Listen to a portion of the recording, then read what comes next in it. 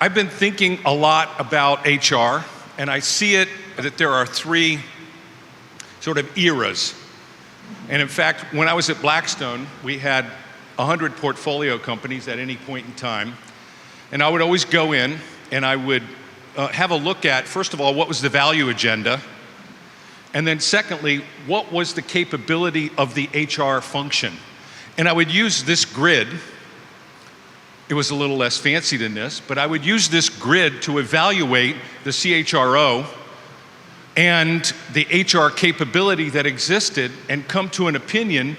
Do I have a value agenda that is at 2.0 and an HR function that's at 1.0, or do I have a value agenda that's at 3.0 and an HR function that's at 1.0, and do I have a CHRO that is at 1.0, 2.0, or 3.0? Where's the team? How's it shaping? And so therefore, what do we need to do with HR in order to be able to deliver on the value agenda? And so let me just give you a little snapshot. HR 1.0, and I think we can all remember when we were referred to as generalists, right?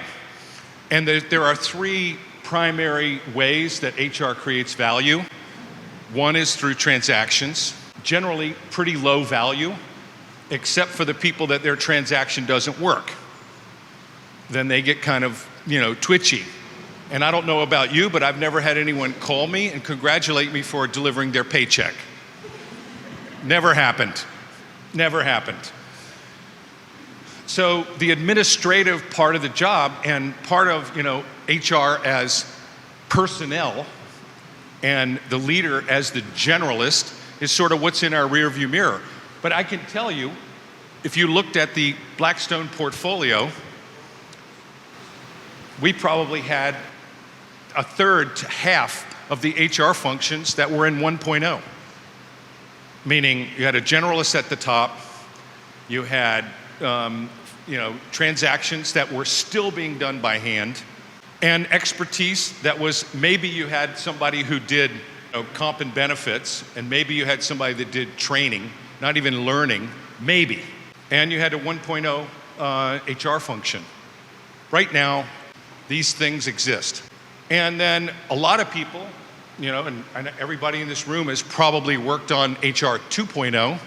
Some people, credit this to Dave Ulrich, have the transition from transactions that are local and duplicated, that you begin to think about data, and we put in these large enterprise systems. We started to automate these transactions as a way for us to be able to reduce our costs and so on. Created centers of expertise in order to be able to make our expertise more predictable and so on. We created employee self-service, and we began to create sort of the era of the business partner. Crowning achievement of being a business partner was, in quotes, earning a seat at the business table. Okay, I get to earn a seat at the table. And people would feel really good. Hey, I've got a seat at the table, and I'm the business partner. And by the way, that's all good. And I would go in, I would find functions that were exactly like that.